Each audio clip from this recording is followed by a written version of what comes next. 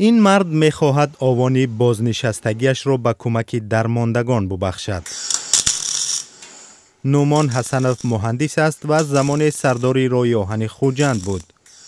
حالا عربه‌های معیوبی را رایگان تعمیر می‌کند.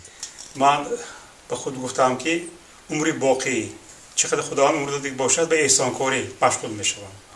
حساب درآمدی می‌گرفتگی از تعمیر کرسلوها من خواستم رایگان عربچه معیوبی را تعمیر کنم.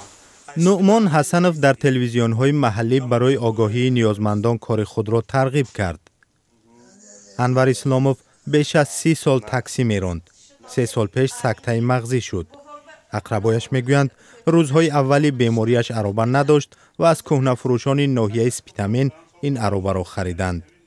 چون انور اسلاموف تست سیاحت بیرون را می‌خواست، بعضی از تجهیزات عربه از کار برآمدند. همه جای گفتیم چاق زدیم، همه درک کردیم گوجاند استا هفته، هیچ جا استا نیافتیم. سونی تلویزیون آوای رکلامه که دیگه بدن که دارم من بچه گفتم که همین جانده استا بودیم بریتانگم آمد من اینا دور 3 روز به همه قدر همه طرف نقص کرده دادیم. در 3 روز دستان قابل نومان حسنوف عربه شکسته را کارشویم کرد و می‌بینیم انور اسلاموف از عملی استا ریزاست.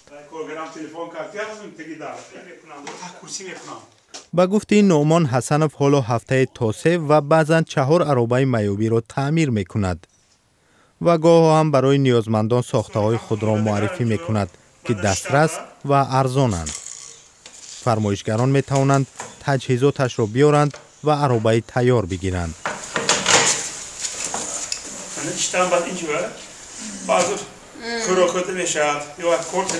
یا اختراعی نقص کردید. اینا با دیسکشن راه میره با خودش